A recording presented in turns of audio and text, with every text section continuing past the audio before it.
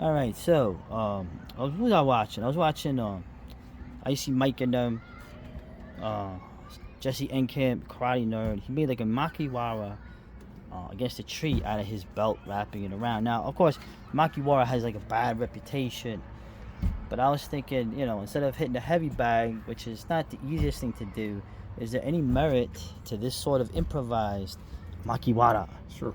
Practicing, you're breaking the floating rib on the bottom, which I've had done, and that's no fun, or hitting the liver. Okay, and uh, when you punch lower than the ribs, you're either going to pronate, Right. okay, like the karate people do, to keep your thumb from getting broken by the descending elbow, because that elbow is coming down, okay, or you're rolling your hand to the outside in a shovel hook.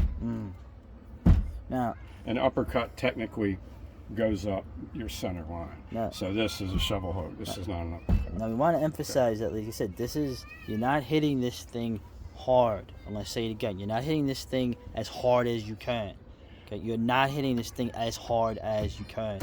Okay. And of course, this is Oh, great oh, for your hammer yeah, fist. the hammer fist, Okay, right? so, But in terms of what the Jesse had said that that's kind of cool. Jesse had said that the whole point of it was sort of like a tactile feedback of how you're punching. Okay, more than obviously generating power, but that all comes together in terms of having a good punch. So you had said something about that it's like you feel it's, I don't know, maybe well, you're mapping your anatomy. You know what? I will never try a two knuckle landing with something hard with this hand. Yeah. Because of this knuckle that I've had broken a few times. Okay, but this is something you can practice sliding in, and you can also practice hitting with the face of the fingers. Right. That's like Okay. the bare knuckle boxing. Right. Right. And you might end up doing this. You might catch an elbow. You might punch an elbow. Oh. Okay, so you want to have some sensitivity. If you just glove up and hit the bag, you're not going to get that. Right. So, and this is actually safer than hitting the bag bare-fisted, because most heavy bags can easily damage your wrist. So even with this, you would never do this punch down here. Right. Okay, just because you will jam this eventually. If you're off by just a little bit, you'll jam that. Plus, you wouldn't do it in a fight, because this thing could get snapped by the elbow. Right. You use a vertical fist starting right here on the sternum, okay, and up. Okay, that so this can help you with that. And if you're a karate person, I don't like how this feels on my wrist, but I've had this wrist sprained and broken. Okay, so. And you think you could do this every day, and it's not, like you said, it's not hard. I wouldn't do this every day. I would do it every other day or every second day. And how much would you do? You want to stop short of tearing the skin. Oh, it goes in the back. Okay. Okay. Yeah.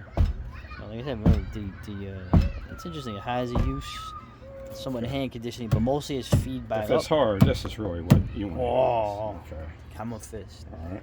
So. Interesting. Yeah, it's a foul in boxing. Oh yeah. Jack Dempsey, the non-pro, was knocked out with a lateral hammer fist, so they outlawed it because a Canadian did it. Yeah, right.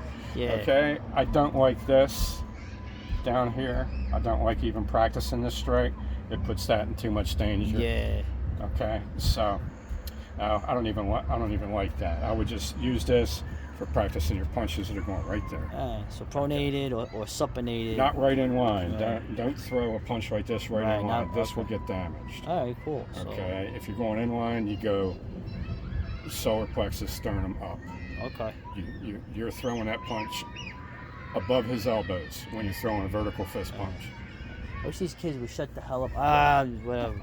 Okay. All right. This is where we're at. Okay, so we got what's the Dollar Tree Makiwara. It's useful. It gives you, you're sending vibrations through your bones. That will help toughen them up.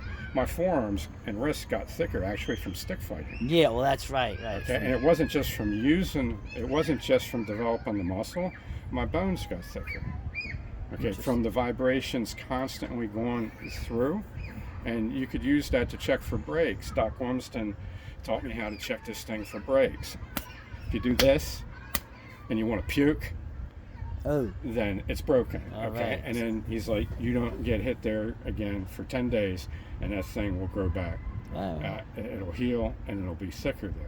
Right. He said your bony cortex will develop. So you're doing this with vibrations, and you can use vibrations to check to see if you do have a bruised or fractured bone. Okay, cool. Interesting. All right. Dollar Tree Makiwara. Now we're going to go to the redneck Makiwara.